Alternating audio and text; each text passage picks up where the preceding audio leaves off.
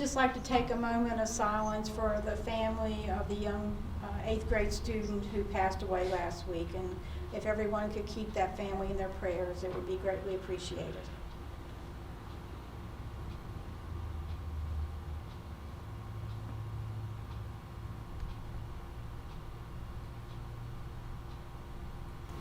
Good evening, everybody. This purpose of tonight's meeting is to discuss the budget. And a few weeks ago, we did give everyone a copy of a budget notebook that had been put together by Ms. Irvin and myself. And there's no new changes to that document tonight. But there are some changes that I'd like to go over with everyone through a PowerPoint presentation. The board members have been emailed that presentation, and I'm going to try to share my screen, which is something new for me, so you can see the PowerPoint while I go through some conversation. So give me just a minute, please. All right. Can everyone see my screen? Mm-hmm. And Mr. Clark, do you mind putting turning one light down, or Mr. Johnson, just turn down one light? It might be easier to see. And I'm just going to go through the screens, and then we'll take some questions as we go. This is a statutory guidance that explains what the division superintendent is to do annually about estimating the amount of money needed during the next fiscal year for the support of the public schools of the division, and that's what tonight's is. Here are some priorities that I have for the fiscal year: 22 budget development, recruit and retain highly qualified teachers and staff, maintain the continuity of instructional programs, apply a lens of equity in all funding considerations to provide educational opportunities for all students, and maintain the infrastructure of our schools. These are Governor Northam's budget biennium updates. He did release a budget on 12/16, which included $82,034 for the state share of a one-time bonus for funded SOQ instructional and support positions. Then the House and the Senate budgets were released on 2/26, just this past Friday. The Senate budget included $145,083 as a compensation supplement to cover the state share of a 3% salary increase. The House budget included $239,629 as a compensation supplement to cover the state share of a 5% salary increase. And the General Assembly finalized a budget on 2/27/21 that included a 5% salary increase effective 7/1/21. And you can see they have allowed some flexibility, so you can put those raises over 2 years of the biennium. This would mean that the step increase provided to Covington City School staff for the fiscal year 21 can count towards the 5% required for the compensation supplement. So that's all changed since the document we sent out on 2/2. There have been some changes that have come out of the General Assembly. So here are the priorities that I've set for the school division for 2020 to 2023. Is return from the pandemic, provide students with behavioral and emotional support, remediate those learning gaps in grades K through 12 with after-school, in-school, and summer opportunities, continue the quality instruction that Covington City Public Schools has delivered for years, meet the needs of our diverse learners, continue with the one-on-one initiative in Covington City Public Schools, and while we got it started this year, there will be replacement and repair that has to be done. And of course, continue the distance learning opportunities for pre-K through grade 12. So here are some needs of the schools, and I'm just going to hit the highlights. These came from what you saw from each of the buildings. Edgemont has asked for these instructional needs to be met. A full-time literacy coach, I have the cost there for you. A school counselor, I have the cost there for you. I have that actually twice. I should have taken one of those out. 2 additional elementary teachers, and I have the cost of what that would be. A paraprofessional for kindergarten. a special ed teacher for Edgemont, and I have the cost of all of those positions. Our current student population at Edgemont Primary School as of today is 348. So doing a projection for next school year, I have pre-K through grades 3. The projected population will be 358. Jeter Watson has asked for one additional elementary teacher for each grade level, as they only have one per grade level, so 3. So there's the cost per teacher, and then there's the cost for 4 teachers. There's a retiring special ed teacher in that building, and that is the cost of that position, and I have that spelled wrong too. But that position is currently in our budget that you've seen from Rebecca's preparations. So the current student population at Jeter Watson is 305, and the 21-22 projections for 4 through 7 would be 309 students. CHS instructional needs is an English teacher and a reading coach, and that's the cost of a teacher plus fringes. A CTE teacher at CHS to expand the CTE courses, and there's the cost of that plus the fringes. A math coach at CHS, and the cost of that would be a teacher's salary plus fringes. And the current student population at CHS is 340. So projections for 8 through 12 next year would be 361. It's a large class from 7th grade going to 8th grade. There are maintenance needs in our buildings, and I'd like to prepare and keep the infrastructure strong. So we've discovered a lot of heating and ventilation problems at Edgemont and Jeter. And we've actually been in contact with Hoffman and Huffman, who's been doing a lot of repairs for us. And an annual maintenance contract with that company is $50,000 a year. And then there's been some roofing problems at Edgemont and Jeter. And there's a contract that we could put with a vendor of Baker Roofing for $3,200, and no connection to Mr. Baker, I don't think. So I just want to make that clear. And then there's technology needs. There's always equipment and software upgrades needed. We need to continue purchase and payment for the hot spots for student remote access, and a full-time technology position somewhere in that range, because the more virtual learning we do, the more staff we need to monitor what's going on with technology. And then we have some transportation needs. We desperately need to replace the driver's ed car that's working at CHS, and it goes each and every day, but I do think it needs to be replaced. And we desperately need another bus driver, so there's the cost of that bus driver plus fringes. And then there's a custodial position at Edgemont and Jeter that we continue to need to consider additional support for that large building. And then, of course, we're still going to have to take care of the COVID-19 mitigation supplies for cleaning and things like that, that possibly could continue to come out of CARES funding. So here are my priorities, and I didn't even start with this, but every principal did put this as one of their priorities. In the documents that you received, a salary increase of 5% for all of our staff. Health insurance assistance, we did get an increase from our Anthem folks. Our health insurance will go up 4.9%.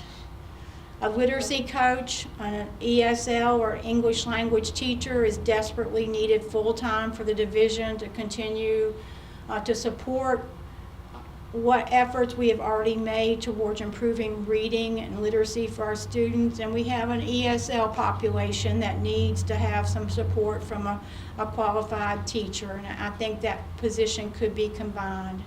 School counselor for Edgemont Primary School, we've advertised for multiple years for that, but we need to provide emotional and behavioral support for our youngest learners. And each building has asked for additional staff for their building, and I just put equitable instruction opportunities for all learners. So I do think that's a priority. I've already mentioned the driver's ed car. the bus driver position, the instructional technology position, and continuing the maintenance and upgrades in all of our buildings. And these are some of the things that we've done and need to do to continue keeping our buildings in the wonderful shape they are. We still have some asbestos. We still have technology upgrades that will continue to have to happen to make technology work properly. The walking track at CHS still has some infrastructure problems, which is the the Burton Field wall. And going back to the walking track, that was an Allegheny Foundation endeavor years ago, and then we were most appreciative of that, but work will have to be done to make it still conducive and able to support the track meets that happen there. There's lighting upgrades needed in the hallways, gym, cafeteria, and classrooms at CHS, and I was failed to put the auditorium. The auditorium lighting at CHS is in need of some repair, and I've got a vendor looking at a cost of upgrades. Bathroom renovations at CHS, painting at all 3 schools. The walking track at Edgemont and Jeter needs to be sealed and the cracks repaired. There's constant maintenance and upgrades needed with the HVAC system at Jeter, Watson, and Edgemont. That system is now 11 years old, and things need to continue to be done. There's preventive maintenance that we always need to do at our buildings to keep them in the fine shape that they're in, but more so as we look to the future, we need to make sure our buildings are in good shape. And these are, on the next 2 slides, are the things that we've done since 2016 with the money that we have, either leftover money or money that we were able to provide support. And you know most of these things, what we've been able to do. Of course, we had the QZAB loan to do the CHS roofing, air conditioning, and auditory upgrade, to the seatings, and we pay $50,000 a year for that. We've leased 3 new buses, and we have an annual lease payment. I've talked about the HVAC repairs and the roofing repairs. We've been able to cover those in the past. We've done security cameras upgrades, and we have gotten school security grants to do that. We've done some parking lot repairs at Edgemont and Jeter, and of course we did the school board office door security system and ADA compliance. So we've done a lot of things with the money that we do have and have had. So I've just listed the council appropriations from 2015 to last school year, what the city council has appropriated to our division as their local share. And I have contacted the city manager for information to prepare the budget for 21-22 and haven't heard anything yet from her. So that's just an overview of what's currently happening and what I feel are priorities for the division. And if you take all those dollars and add them up, well, that's much more money than we have. But I have listed them in priorities. I think with the staffing, with the staff, and I do think that salary increase of 5% in our staff is important. The CEA was here and did mention that. The CEA was also here and mentioned the health insurance assistance. We've been able to do things for our employees, and certainly they have worked hard since the pandemic has hit. Plus, they've also given a bonus. But these are just some things that I think are priorities when it comes to having a final budget to give to you all what we could do with some of the dollars that we may have. So are there any questions from anyone about what I've shared tonight? I wanted to ask, when you said a 5% raise, is that for everyone, including secretaries and custodians and aides? That is what we've historically done that, and that is my proposal, is everyone, not just the SOQ yes. positions, but everyone be considered for a 5% a raise. I think that sounds good. So looking at the, could you scroll down to what the city has given us in the past? Yes, there, it's right there. Yes, ma'am. Yeah, so it looks like maybe 400,000 we can expect, because it looks like that's kind of what the trend has been, at least from 2019, 2020 to 2020, 21. That would be a significant loss. Have you heard any conversations about what they're willing to do? No, I've not had that opportunity yet, and nor has Ms. Irvin heard anything from the city, and I don't know if any board members have had any conversation with any of the city council, and I don't even, I'm not sure, have they started budget talks at the city council level? So not yet. That's anticipated to start in the upcoming weeks. Okay, next week, okay. So I'm sorry, go ahead. I don't know who was speaking. We do still have to get a budget to the city per Code of Virginia by that April 1 deadline, and there's a lot of work that we need to do. I understand the calculation tool is not going to be prepared for another 10 days. Is that correct, Ms. Irvin? Yes, when Melinda was talking about the General Assembly adopted budget on Saturday, they did agree to the 5% raise that was approved with the House of Representatives budget. But they did not, or at least the revenue that goes along with that was not released. And the latest information we have is that it won't be released until the 15th of March. Now, we're all hopeful that it'll be sooner than that, certainly hopefully next week. But we can make the assumption that it will be what was in the House version. But we haven't received that in writing. We have not received a template that says, yes, a 5% increase, and this is the state share of that. We have not seen that revenue. So I just think it would be presumptive to assume, without those templates, I mean, I've been getting emails from finance directors throughout the region all day, and about what are we gonna do, and nobody knows. I mean, everyone, I think, is trying to get to the 5% over the biennium, either this year or a combination of last year and this year. I mean, you'll see that the difference is, in the governor's budget, it could have been a one-time bonus. But both the House and Senate version called for it to be a 5%, or the Senate version was a 3%, and the House version was a 5% actual raise.